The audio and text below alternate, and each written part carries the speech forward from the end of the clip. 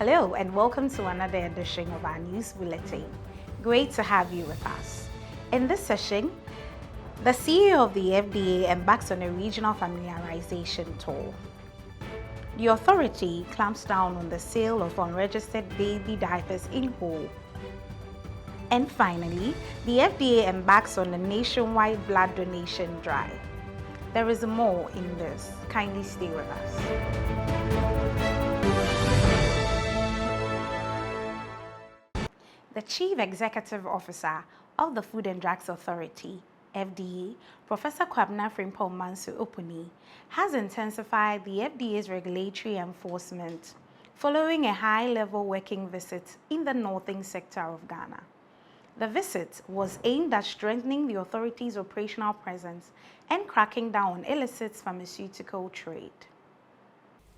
As part of efforts to reinforce the FDA's operational presence in the northern sector of Ghana, Professor Kwabena Frimpong Opuni, the CEO, together with two of his deputies, Dr. George Stabler, the CEO Technical Operations Division, and Mr. Gehat Mensah, the CEO Corporate Services Division, have paid courtesy calls on the Upper West, Upper East, Northeast, and Northern regional ministers to deepen collaboration in alignment with the authority's strategic priorities. Professor Opuni congratulated the ministers on their appointment and commended the regional coordinating councils for their sustained institutional support to the Food and Drugs Authority. Professor Opuni revealed that plans are underway to secure lands for permanent regional offices in the northern sector and also deploy container officers and motorbikes to the Bunkurugud border post. This, he believes, will reduce the circulation of counterfeit and unregistered medicines in the country. The CEO also reiterated his commitment in deepening collaboration with the regional authorities to fast-track the prosecution of tramadol and other substance abuse offenders. As part of the reset agenda, I think we said we want to all become customer-centric. We want everybody to be like a customer care person. The way we treat our clients, it doesn't matter whether you're a regulatory officer or administrative officer. We should all handle the people very well. Actually, if they are not here, we are not here. The FDA has seized large volumes of unregistered baby diaper products from some shops at the whole central market in the Volta Region of Ghana.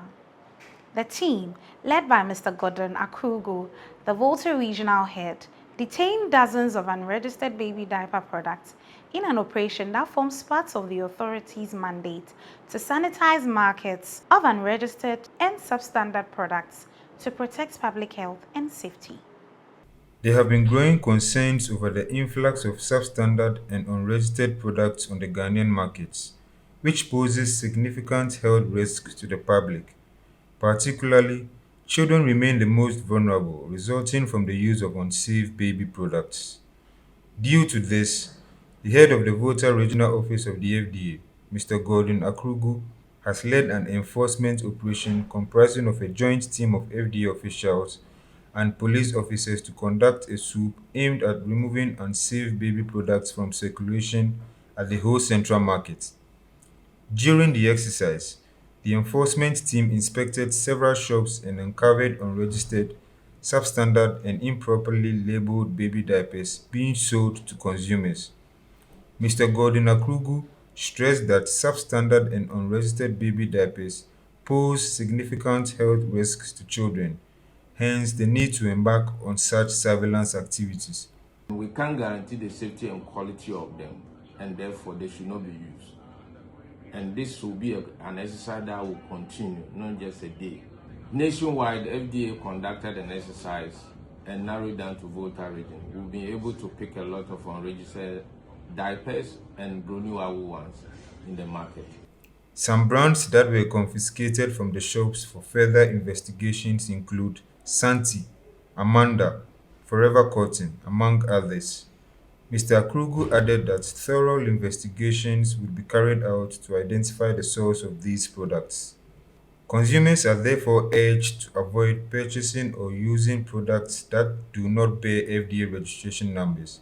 By way of a reminder to all manufacturers and importers, FDA-regulated products including food, medical devices, household chemicals, cosmetics, and medicines must be registered by the FDA before they are placed on the market. The FDA would continue to embark on such exercises to rate the markets of these products, ensuring the health and wellness of the public are safeguarded. And in our final story, the authority has held its annual nationwide blood donation campaign aimed at creating awareness on our regulation of blood and blood products. The initiative forms part of the authority's corporate social responsibility and to replenish the stocks in the blood bank. My colleague has more in this report. The Food and Drugs Authority (FDA) is once again leading a national effort to save lives with its blood donation drive, targeting more than 2,500 pints of blood to support the country's health facilities. Speaking at the launch of the 2025 edition at the FDA's headquarters in Accra, the Deputy Chief Executive for Health Products and Technologies, Mr. Seth Kwaku-Seneke, highlighted the critical importance of voluntary blood donation. I think it's a very important exercise, and I encourage other public organizations to emulate the example of the Food and Drugs Authority. And we know that blood is a medical product that is not manufactured, but that individuals need to donate. And therefore, for people who are involved in accidents, for people who have anemia, for those who are going to give blood, and for many other health conditions, blood is needed. And we as an organization are taking it upon ourselves to donate blood and also encourage others to donate. FDA staff turned out in impressive numbers, with many enthusiastically donating after receiving prior education on the benefits of blood donation. Ms. Mary Vivian Hammond, a donor and staff of the FDA, urged Ghanaians not to hesitate because a single pint of blood can be the difference between life and death. It helps when you're able to save someone or help someone, because there have been circumstances where people need blood and they are not getting the blood, and due to that they die. The FDA hopes that through sustained awareness, more Ghanaians will embrace regular blood donation as a life-saving responsibility. This brings us to the end of today's edition of FDA Pulse. As always, we are committed to keeping you informed and protected. Do subscribe on our YouTube channel and follow us on our socials. My name is Adelaide Darko. Thank you for watching.